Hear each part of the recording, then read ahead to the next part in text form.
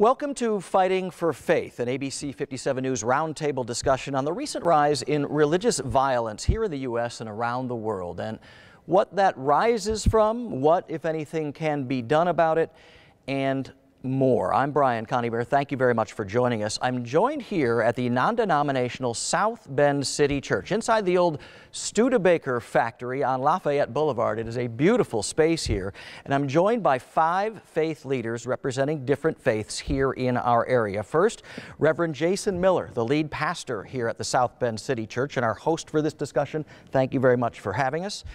Rabbi Michael Friedland, he is at the Sinai Synagogue of South Bend. Thank you for being here, sir. We also have with us Reverend Gene Hope, pastor of the Grace AME Zion Church in South Bend. Thank you for being here. Now Imam Mohammed Sirajuddin, Islamic Society of Michiana in South Bend. Thank you for joining us. And Father Glenn Corman, the pastor at Holy Family and St. John's Catholic parishes here in South Bend. I want to start with a list of recent incidents that is sadly very long, so bear with me for a moment because this informs the entire discussion. Sunday, April 28th, this past Sunday, the final day of Passover, the Chabad Poway Synagogue outside San Diego. 1 worshiper killed, 3 others injured, including the rabbi himself and an 8-year-old girl. The suspect, a 19-year-old self-avowed white supremacist who allegedly claimed to be inspired by the gunman in the New Zealand mosque attacks and the gunman in the Pittsburgh synagogue shooting from last year. Also, he's been accused of burning a mosque just last month in Escondido, California. Easter Sunday, 1 week earlier, April 21st, in Sri Lanka, 253 people killed and 500 others injured in coordinated suicide bombings at 3 Catholic churches and 3 upscale hotels. The Islamic State of Iraq and Syria claiming responsibility, and one of the bombers was allegedly trained by ISIS in Syria. A week before that, March 14th, a month before that, in Christchurch, New Zealand, 50 worshipers killed during Friday prayers at 2 different mosques. The attack streamed live on Facebook by the suspect, a 28-year-old Australian who had posted an 87-page anti-immigrant and anti-Muslim manifesto online. Louisiana, March and April, a 21-year-old suspect accused of setting fire to 3 predominantly African-American churches over a 10-day period. Thankfully, they were all empty at the time and no one was injured there. The suspect is the son of a sheriff's deputy and is now charged with arson and hate crimes. And then last October, in Pittsburgh, Pennsylvania, 11 worshipers killed, 7 injured at the Tree of Life Synagogue when a gunman opened fire during Saturday morning Shabbat services. The deadliest attack on the Jewish community ever in the U.S. The 46-year-old suspect facing murder and hate crime charges. He allegedly posted multiple anti-Semitic rants on social media. It's horrible to think of it, and it's even more horrible to think that's not a complete, definitive list. There are so many incidents that have been happening here in the U.S. and around the world. I want to start your reaction to all this. Reverend Miller, we're in your house of worship right now. What do these attacks on places of faith, houses of worship, say to you? A lot of things. I think a lot of us are really afraid. I think fear can be weaponized. I think we've got an environment right now in the world where the rhetoric that a lot of us are hearing is the kind of rhetoric that just empowers that. And I think it's also probably a contagion. I think the more that stuff gets seen, the more it creates new ideas. Rabbi Friedland, obviously condolences to the entire Jewish community for what happened in San Diego. What do you make of this? So I agree with the pastor. It's very frightening, and people are on high alert, and everyone is extremely anxious. And I would agree that a lot of it has to do with rhetoric. We talk about evil in the world. Judaism, one understanding within Judaism for the war between good and evil. I notice the name of the program is Fighting for Faith. I'm not sure that we're here fighting, but there is fighting in the world, and Judaism understands that the battle for good and evil happens within the human breast. So we have an inclination to do good, we have an inclination to do evil. The problem occurs for very enlightened individuals. They can remove that inclination to do evil, but for most of us, the goal is to control it. when we live in a world where our leaders don't feel the need to control that type of rhetoric and are comfortable expressing their own hatreds or biases openly, I think it gives freedom to people who have been may have tried to control these negative urges to come forward and to express them. And I think so that becomes so all of us become responsible for the type of violence that's occurring, because we all have to learn to tamper our own inclinations and to encourage others to do the same thing. Thank you. Pastor Hope, I love your last name, by the way, and I hope there is some hope in this discussion. What do you make of all this? I think it's a time for us to come together as we are now and talk and share and remember the love. That's the principle of Christianity, is loving God and loving others. And it's unfortunate, I agree with you, Rabbi, the rhetoric that comes from some of our leaders that promotes division, that promotes selfishness. We have to say, he's not heavy, he's my brother. And so we've got to get back to that humane side of ourselves. We are all human brothers and sisters, no doubt about that. Imam, obviously it's happened at mosques. Some Muslims have been violent. What is your take on all this? You know, it's scary looking at the list that you just have read. You know, we have to send a message very loudly to the people that people of faith are united against hate, against bigotry, against racism, against xenophobia. And you know, our relationship as people of faith is greater than our differences. So we rise above our differences to bring together, you know, to be united as people of faith, but more than that, you know, we are brothers and sisters in humanity. So it is our responsibility to protect and defend and preserve the human rights and human dignity, you know, no matter, you know, who is the victim of violence and who is the perpetrator. I think we were all created equal is a fairly good sentiment. Father, Easter Sunday in Sri Lanka, holiest day on the Christian calendar, what does that attack say to you and this whole environment? Again, all these attacks are just horrific. The way the Catholic Church understands its social justice principles, it starts with human dignity. And all of us are infinitely valuable, a one-of-a-kind masterpiece created by God for a mission. And our culture seems to have lost a reverence for each other, a reverence for life. We live in a culture of death. And what we need to do is recapture that reverence for one another, that reverence for the true, the good, and the beautiful. And we've lost that. And whenever I hear those, I mean, I'm just moved to sadness, whether it be the synagogues or the mosques or the churches, because it's just an offense on humanity. And so that first principle, human dignity, the next is religious liberty, you know? If we understand that, we can't, faith and love are the same. You can only realize them in the context of freedom. You can't make someone believe this or make someone believe that or make someone else love you. But in that freedom to express our faith, and if we do that openly, we'll be drawn to the truth. And I think the truth is what will unite us. If we're humble enough to recognize the truth and the various truths and the dimensions of truth that are found in all religions. The Imam can correct me if I'm wrong, but I believe it's Surah 2:256. It says in the Quran, all religion must not be under compulsion. So even in the Quran, in the holy book that they share, it recognizes the need for religious liberty. And then the third is solidarity, what you mentioned earlier. We're part of the human family. We're in this together. And then the last dimension is subsidiarity, trying to empower the people closer to the problem to value each other, to solve the problems that are close to them, and work together. Show of hands, how many of you have had to have security discussions at your houses of worship? Everybody has. Are your flock, your worshipers, your parishioners, are they fearful right now? I think we would be wrong to say that everyone is concerned. more because it just seems to happen at any given time. And we have taken security measures to make them feel more comfortable.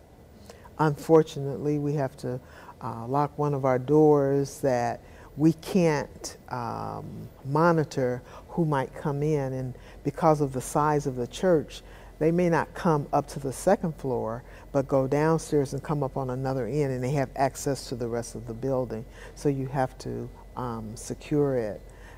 And so, yes, we are very leery, but we don't want to lose our sensitivity to someone new coming in and being fearful of them. So, how bad is the fear, or anybody else? I'll say I get a couple phone calls, usually right after an event in the news, somebody just wanting to ask in our community, do we have a plan? It's helpful to reassure them that we do. And I've heard from some who there might have been a Sunday after something was all over the headlines that they thought twice about coming into a space like this and just express some of that anxiety. I don't think that's sad. It is. Right? It's tragic. I don't feel like it's overwhelmingly characterizing our community, but it's certainly a dynamic. I think one of the consequences, one of the tragic consequences is, like at Pastor Gene's church, we have to lock our doors all the time now. And that, on an existential level, that is very hard for all of us, I'm sure, because our goal is to reach out to people and to make people feel welcome and to enlighten them about the beauty of our faith traditions. And when you have to shut the door and say, you have to ask if you don't recognize who's coming in, who are you, why are you here, that's very difficult. In theory, we're all houses of worship. You want to open your doors and welcome people in. Imam, how is it going? I think we need to balance, between the goal of our house of worship to welcome and to allow people to come and to learn about your faith, but at the same time you have to put guards for your security and safety. So, there is a beautiful tradition from Prophet Muhammad says that tie your camel and then trust on God. That no one will steal that camel? Tie your camel and trust in God. I like that. I used to live in New York, so I'm not sure about whether my camel would still be there.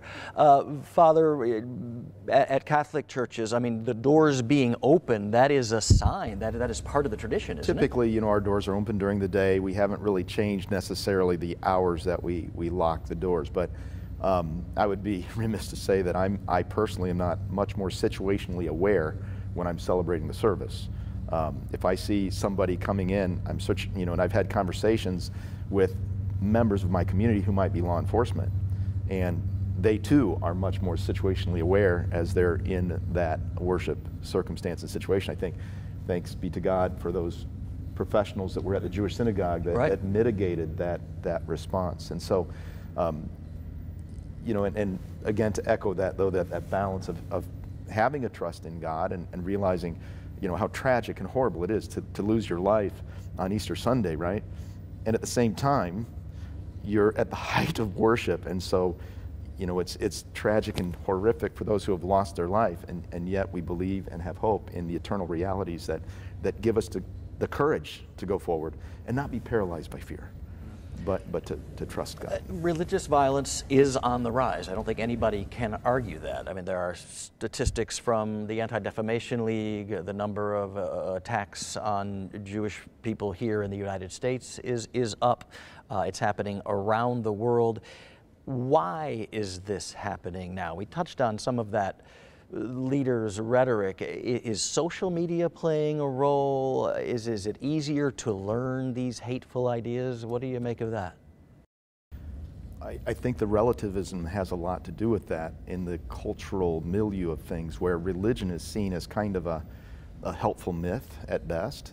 And so people see it as actually an enemy of science, an enemy of reason, an enemy of rationality. So you have these disjointed people who think that religious expression of faith somehow is not helpful to humanity, and just the opposite is indeed the case. I mean, so I think there's a certain antagonism to people of faith, no matter what the faith is. there is antagonism toward people of faith, but others are using faith as kind of a motivating factor to go on these things. And I do not mean to pick on you at all, Imam, but there are those who say that Islam is a violent faith, when that is the opposite of the teachings, correct? That is true. You know, Islam is the absolute opposite of, you know, what is portrayed in the media for a long time. Also, the rhetoric that we have been hearing, you know, after every 4 years during the election time against Muslim, against, you know, immigrants, that has to do with the violence too. But at the same time, historically, religion has been used and abused by some of the people to, you know, gain their political agenda. Historically, I mean, throughout hundreds and hundreds of years, right? There have been holy wars, there have been crusades, all of that stuff. Is that what this is, or is this more? It's not church sanctioned or anything. I think that a lot of it has to do with the internet. You know, it's a beautiful, many positive benefits from the internet and getting our news from social media. Getting the word out, spreading word. I'm sure that all of us have used social media in some way to reach out to our own communities, but it also allows for the dissemination of very, very hateful theologies, and that can be abused. And so it's an unfortunate thing, and I don't think the larger tech companies have come to grips with it. I mean, we know how Facebook was used in the last election and continues even beyond the election to allow many of these hateful theologies to spread. And that's not even including the dark web, so I think that's a part of it. It's a part of it, and I don't know if our legislative authorities are really coming to grips with it just yet, because people still don't understand the tech that well. Technology is advanced faster than the law. Exactly, exactly. There is something on Capitol Hill called the I got the actual name, Domestic Terrorism Act of 2019. And the goal of that bill on Capitol Hill in Washington is to create a new dedicated Office of Domestic Terrorism at the Department of Homeland Security. Do you think that's a good idea? You know, for a long time we have been just focusing on the foreign extremism and terrorism, and in that, you know, now it is very clear that we have been making mistake just focusing on Muslim extremism and not paying attention to other, you know, extreme elements in our own society. Also at the same time to the gun violence and gun culture, and glorifying the violence in our society. So that has to be addressed too.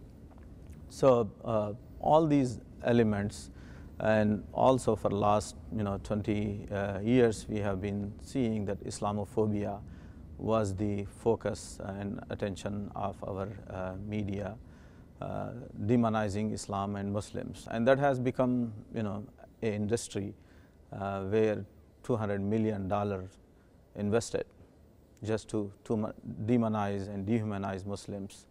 Now we see that it is not only Muslims. There are other people who belong to other faith traditions. They are also violent, and they also commit the acts of violence in the name of faith. So this, this new phenomena makes it very clear that the extremism and violence exist in all faith traditions, but at the same time, the overwhelming majority of the followers of the faith traditions, they have to condemn, and they have to reclaim their faith, and reach out to the people that faith is to connect you with God and to bring peace in your life, and that is the purpose of having faith of any tradition. This Office of Domestic Terrorism would monitor white supremacists and far-right extremists. We've seen church burnings in Louisiana. That is something that we thought we were past. What is that? Certainly, and it just brought up past fears, past hurts. You know, the civil rights movement was several years ago when you saw church burnings and unfortunately the African American community at large seeming to be attacked. But I think we need to also focus on the family or the lack thereof. I think we need to get back to teaching children to really love one another and not have hate. You know, we left children alone when I was growing up. I don't want to date myself. Children will just play with each other, and they don't care if you go to church or if you or what church you go to, or if you're Catholic. They just enjoy the activities that they're doing, and then they want to invite their friends into the house and they share cake together. That's not happening today. So on that very special segment that's lost, you have individuals growing up insecure or feeling a sense of power is by perpetrating hate. And it's not the faith at all, it's the individual. So we need But to they're get back. using faith. Yes. The rabbi had noted earlier about that tension within us, and it reminded me of a little story of a little girl. She said, "Father, why do we have war?" And I said, she was like 7 or 8. I said, "Do you fight with your brother?" And she said, "Oh." So we have these internal animosities that are there. And what faith does, it helps us become aware of who we're called to be, you know, and we see each other as brothers and sisters. And the deeper we can latch onto that reality, again, it goes back to what I said earlier about the reverence for each other, the reverence for life. And, you know, we see these dimensions of our society where we lost that. We don't respect, you know. There was a time 150 years ago when you could enslave a black person. Now, unfortunately, children are not respected in the womb either. And so we inundate this idea of this culture of death instead of just rejoicing and celebrating in the value of life. I've heard some agnostics, maybe atheists, say, you know, if this God exists up there, whatever you call him in your particular faith, how could he allow these things to happen? What do you say to those non-believers who say, why would a good God who believes in, you know, peace and love and togetherness allow this to happen? Because of human freedom, he will not compel us to choose well. I heard this said the other day so well. God hides himself just enough so that people who don't look for him won't find him. But if you seek him, you will know him. And he doesn't want us to be automatons. He has to preserve human freedom. And that's the beauty of it all. You know, some of these deep themes are found in the Brothers Karamazov, you know, trying to wrestle with these questions of just the great dignity of love and respect. And when I talk to people about evil, I say, I can't understand it all the way. But I know this much, that evil, when it happens, unleashes a nobility in those around the ones who perpetrate it that would otherwise lie dormant.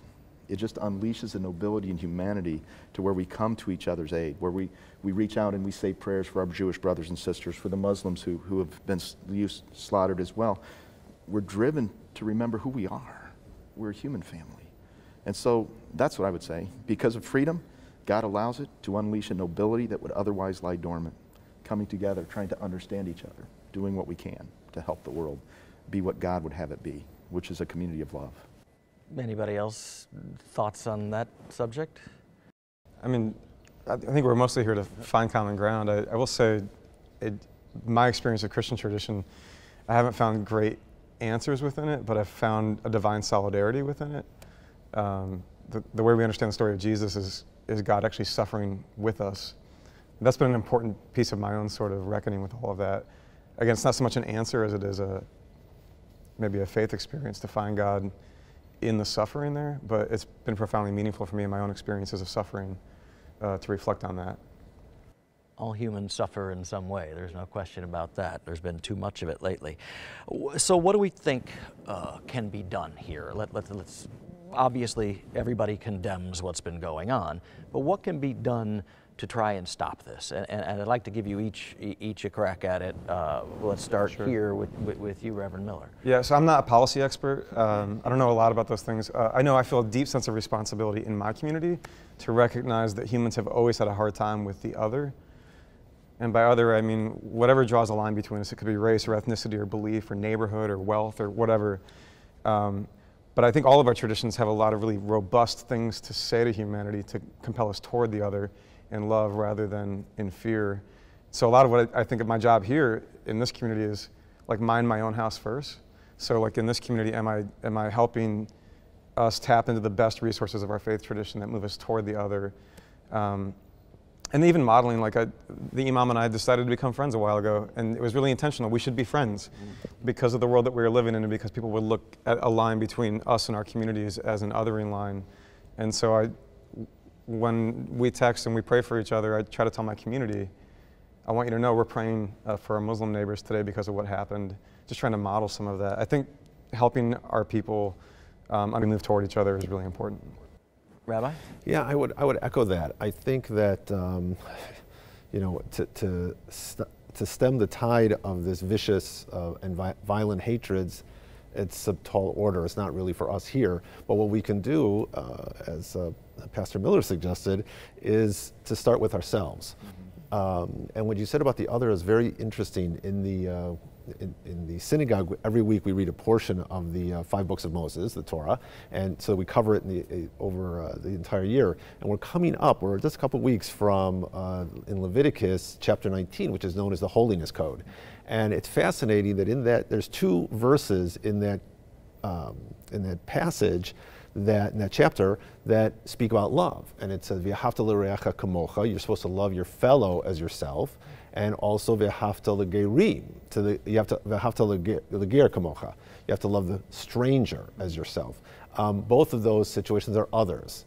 The goal is not self-love, but to love, to transcend oneself and to love another. And if we can teach that, then it may not stop the next violent person from entering and doing damage, but it will stop, at least will change, hopefully, our people and ourselves. And that's the beginning of a greater change. You have to start somewhere. You got to start somewhere, and it has to start with us. And as long as we don't get caught up in the hatred that's expressed to us, so that we reflect it back, then I think that that's a positive. Pastor Hope? I think we overcome evil with good, and also that the passage of scripture that comes to mind for me is, if my people who are called by my name will humble themselves and pray. So first, the church, the Christian or the community of faith has to be intentional in seeking God's wisdom, how to live with one another. And then once we are doing that, to also encourage our political leaders to take a closer look at these gun laws. We would be amiss to say that the availability of a handgun is just too loose, and it helps perpetrate evil. If I can't get a weapon to attack, you know, that would cut down on the acts that happen themselves. And leaders in New Zealand, right after the attacks there, changed laws and tried to get semi-automatic weapons out of people's hands. That doesn't seem to happen in the U.S. But even the strictest gun laws in Chicago's, they have the worst violence. So we really need to change hearts more than anything else, because the criminals won't obey laws. That's the problem. So the law itself doesn't seem to be all that fruitful. It's the heart you need to change. And certainly we need reasonable laws, but the criminals, that's the problem. They're criminals. They will get the guns.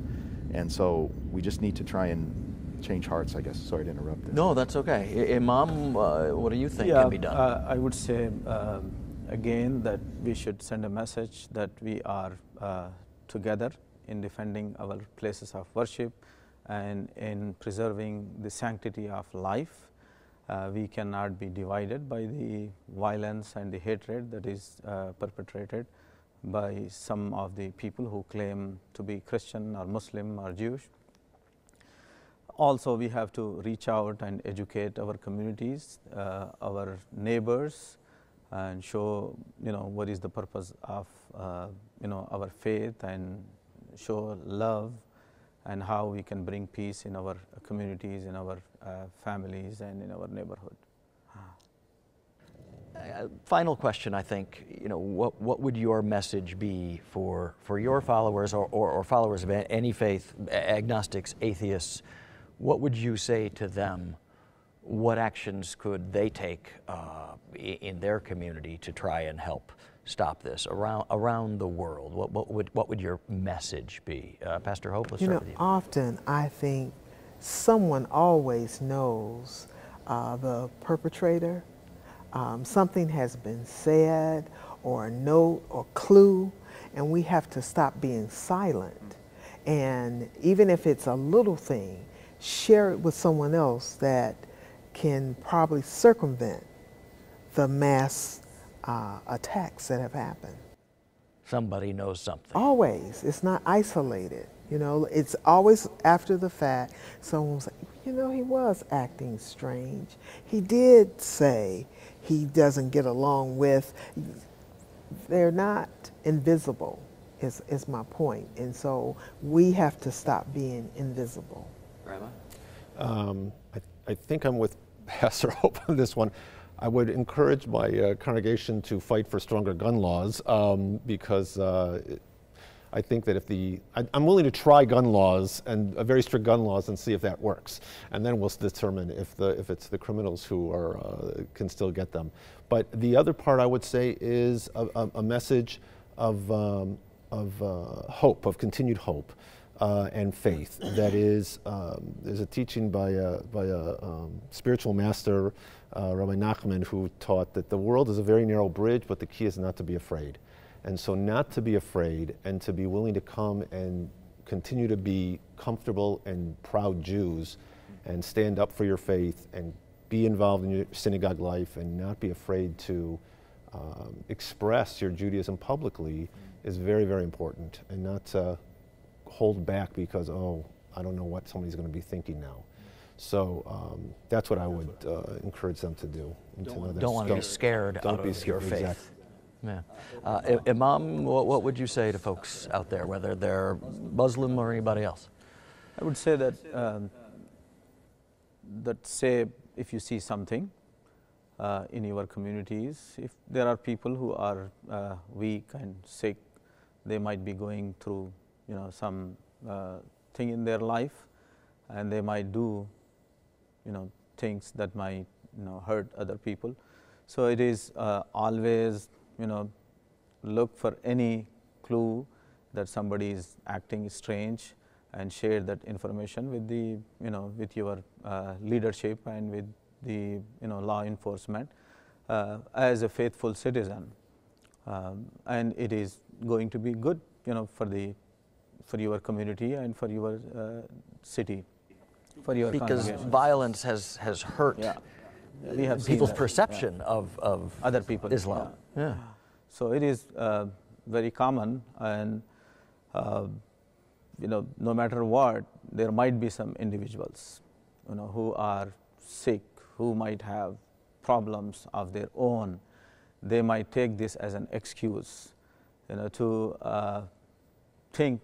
thinking that they are doing any favor to their faith or to their race. So that's where we need to stop, that you are not doing any favor by committing these acts of violence. So you are perpetrating hatred and violence in the name of your faith. That is totally unacceptable. You have to send this message and keep sending and speaking about that. Thank you, sir. Father? Just concur. If you see something, say something. And then I was so moved by that African-American community that was victimized by that white supremacist who went in and killed those people. And what was Charleston, South Carolina, 2015. What was their response? They forgave him, and they sought his help and forgave him for what he did. That's not natural. That's the supernatural response that people of faith are called to give.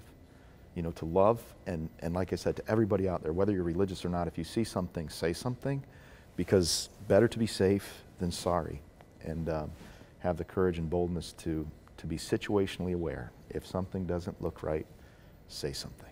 Yeah. There has been too much sorrow. Reverend Miller, we started with you. You are the home team here, so to speak. Let's end with you. Your final thoughts on what your message for anybody out there, whether they're a member of your church or any of these other faiths or no faith. I really affirm everything that's been shared. Maybe what I would add is, like, yeah, be vigilant, don't be naive, but also, like, I don't know that we need to fixate endlessly on some of this violence. I think we're being made more afraid, and I do think fear metastasizes into hate. And so the more that you make a home for fear in your life, I think the more you're actually playing along subtly with the very game that's being played rather than opting out of it. So I'd say, yeah, read the news, be aware of what's happening, and then turn it off and go meet your neighbor. Walk across the street, especially a neighbor that crosses some kind of othering line, and we can build something more beautiful and more hopeful. We don't have to wait for the permission of violent people to do that. We will leave it at that. Very well said. Thank you all for participating in this. Hopefully this can spur further discussion in your houses of worship, and people at home, thank you for watching. You know, have a discussion with your neighbors. Go out and shake somebody's hand, even if they are different from you. Hopefully this can increase tolerance, acceptance, and understanding of one another. Thanks to the Reverend Miller and the South Bend City Church for hosting us, and thank you at home for watching this ABC 57 News special roundtable discussion, Fighting for Faith. I'm Brian Coningbear.